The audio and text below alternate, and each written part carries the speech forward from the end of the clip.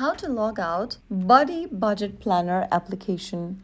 Hi everyone, welcome back to another video from Finance and Crypto Guide. In this video, we will be learning how you can log out of the Buddy application on your smartphone. It is super easy, so let's jump in. First of all, launch open the Buddy application on your device and make sure you're inside the overview or the home page. From the home page, go to the bottom right corner and tap on the Tools button. Inside Tools, tap on the Gear button at the top left and scroll all the way down. You'll see a Logout button in red. Tap on it.